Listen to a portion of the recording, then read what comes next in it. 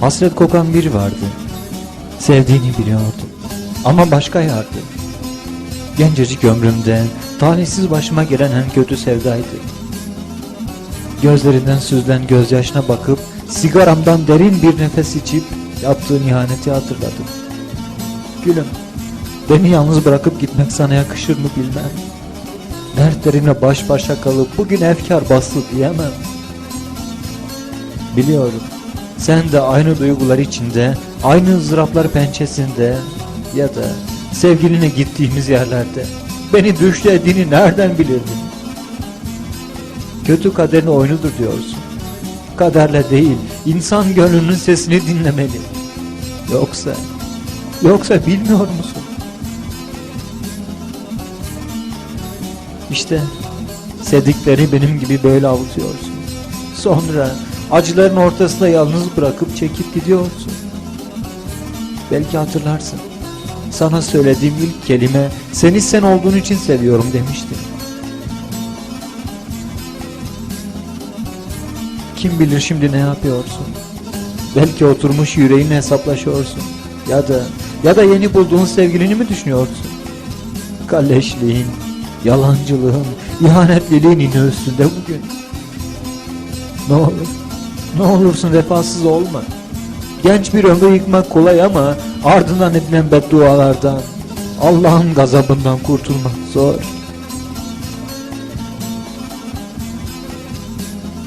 Beni sorarsan, hayatıma yeniden başlamış ve seni tamamen unutmuşum. Hatırladıkça bu şiiri dinleyip tüm nefretimle sana lanetler, beddualar yağdırıyorum. Ben var oldukça nasıl ki günde 5 vakit namaz kılınıyorsa ben de 5 vakit sana beddualar ediyorum. Umurunda mı senin?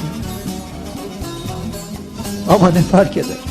Dedim ya, artık yeni bir yarın var. Hem de neyse. Değmez anladım artık senin için çektiğim acıları. Ve şunu hiç unutma ki adını kalleş koydum. Bırak gülüm öyle kalsın. Dünyada tek isteğim Allah'ından bulasın. Allah'ından.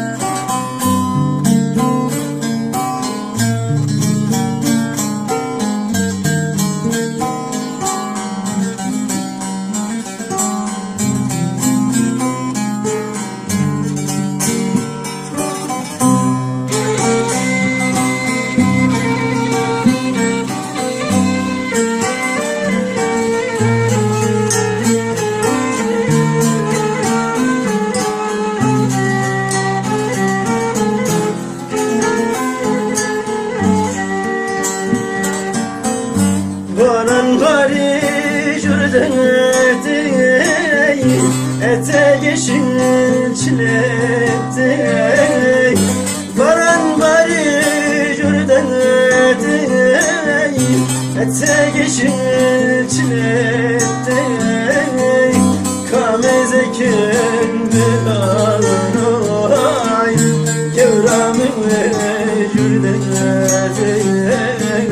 Rındamı jürden Gevre rabe derabe Şavgası beşi yarbe Tügünle kim nabisi Gevre şavşi yarbe Oy derabe derabe Şavgası beşi yarbe Dikim nakim nabisi Gevreş revşi yarına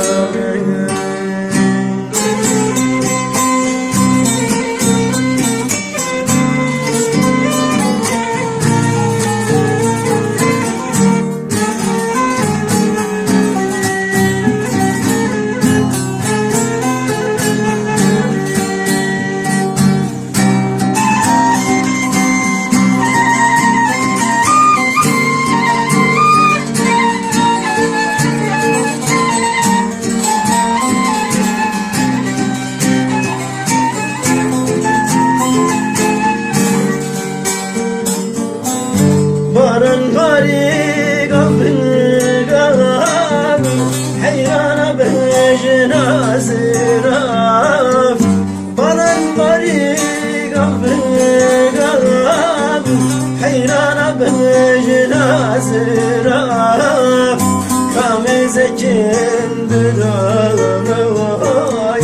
Kevramete gabriga Rındamete gabriga Gevre rabey terabe Şevkas beşi yar bey Kim nabise